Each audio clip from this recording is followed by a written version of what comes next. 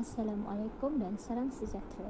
Saya Aina Nasra binti Amri daripada Diploma Inasing Kohort 65 ingin membentangkan tesis saya dalam mata pelajaran Pengajian Malaysia Kod MPU 2163. Saya telah memilih kajian yang bertajuk Penjajah yang paling memberi kesan kepada masyarakat Malaysia dari 4 aspek iaitu politik, ekonomi, sosial dan agama. Terdapat banyak campur tangan semasa pemerintahan di Tanah Melayu pada ketika dahulu. Jadi, saya telah mengambil keputusan untuk menerangkan tentang kedatangan British ke Tanah Melayu. Penjajahan Inggeris di Tanah Melayu didorong oleh banyak faktor sama ada faktor dalaman maupun faktor luaran. Walau apapun, faktor yang mendorong penjajahan Inggeris di Tanah Melayu, penjajahan ini sememangnya memberi kesan yang sangat mendalam ke atas Tanah Melayu sama ada dari aspek politik, ekonomi, sosial maupun agama dalam kalangan masyarakat di Tanah Melayu sehinggalah sekarang. Dari aspek yang pertama iaitu politik, salah satu kesannya ialah sistem demokrasi yang telah dibawa oleh Barat suatu ketika dahulu dan sekaligus telah membawa kesan yang besar dalam sistem pentadbiran di Tanah Melayu yang sebelum ini mengamalkan sistem feudal iaitu pemerintahan raja yang menganggap raja sebagai pemimpin mutlak. Kedua, terdapat dua Dewan Parlimen Malaysia. Salah satunya ialah Penubuhan Dewan Rakyat.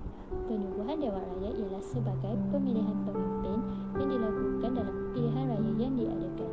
Sebelum dihantar kepada Yang di-Pertuan Agong, rang undang-undang perlu diluluskan. Rang tersebut mudah diluluskan sekiranya mendapat sokongan majoriti. Manakala Penubuhan Dewan Negara pula, ia berperanan untuk membahaskan sebarang rang undang-undang yang telah membuat keputusan. Dewan Negara merupakan majlis tertinggi. Ahli-ahlinya memegang jawatan yang mempunyai tempoh selama 3 tahun. Dari aspek ekonomi pula, pengenalan dasar ekonomi yang berbentuk bebas menyebabkan kemasukan pelabur-pelabur asing. Contohnya, ekonomi dagangan seperti pertanian dan perlubungan. Hasilnya, ekonomi tradisional orang Melayu dipinggirkan dan menyebabkan ekonomi di pantai barat dan timur menjadi tidak seimbang. Akhirnya, British mengambil alih ekonomi dagangan serta mengimport buruh dari China. Penggunaan alat pertanian yang lebih baik dan teknik pertanian moden selain perindustrian juga turut dimajukan. Kesan yang berikutnya ialah pengangkutan kereta api yang menyumbang kepada pembukaan tanah baru di kawasan pedalaman dengan tanaman getah. Rangkaian jalan raya menggantikan jalan denai. Hal ini berlaku kerana setelah kenderaan bermotor diperkenalkan untuk mengangkut biji timah dan getah ke pangkalan sungai. Akhir sekali, sistem komunikasi seperti telegraf, telefon dan pos diperkenalkan untuk memudahkan urusan pengangkutan dan perhubungan. Manakala dari aspek sosial pula, yang pertama, pengenalan sekolah-sekolah vernakular Melayu dan Inggeris. Sekolah Melayu, sekolah Cina dan juga sekolah taman turut diperkenalkan. Penduduk Tanah Melayu yang mempelajari bahasa Inggeris di sekolah Inggeris berpeluang menyambung pengajian mereka ke peringkat yang lebih tinggi. Penduduk Tanah Melayu diperkenalkan dengan tulisan Rumi yang menggantikan tulisan Jawi. Hasilnya, tulisan Rumi dan bahasa Inggeris masih digunakan pakai di Malaysia hingga ke hari ini.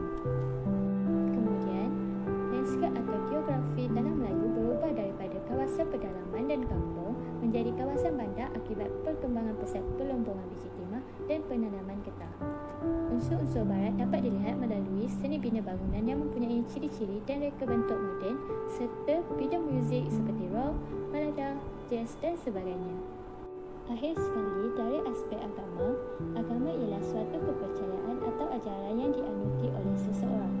Agama merupakan pedoman untuk membimbing manusia ke arah kehidupan yang sempurna.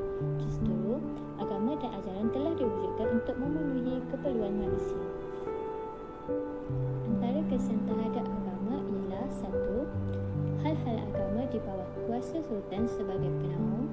2. Menubuhkan majlis agama Islam serta menggubal undang-undang yang dilaksanakan di mahkamah. Akhir sekali, menjadikan agama Islam sebagai agama rasmi di Malaysia. Terima kasih.